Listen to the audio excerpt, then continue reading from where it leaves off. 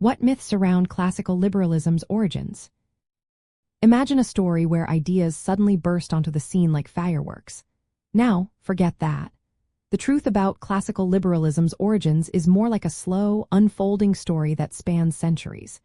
Many believe it started with the Enlightenment or the Industrial Revolution, but that's not quite right.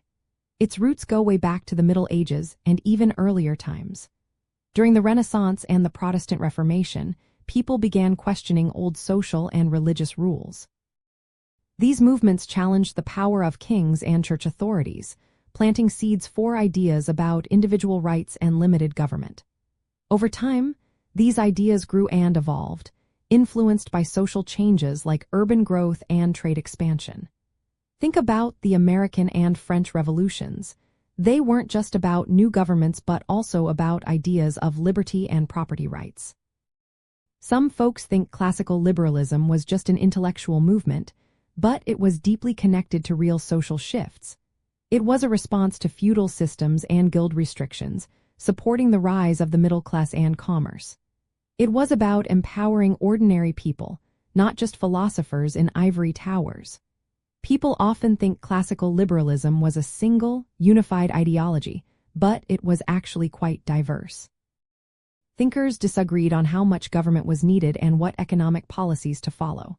Some emphasized property rights, while others focused on political freedoms. It was a broad movement with many voices, all sharing a common goal of expanding personal freedom. Many assume it only came from England, especially through figures like John Locke, but that's not the full story. Ideas spread across Europe, influencing revolutions and reforms in France, the Dutch Republic, and beyond. The Dutch resistance to absolute monarchy, for example, played a big role in shaping liberal ideas. In the end, classical liberalism grew gradually from a mix of social, religious, and political changes.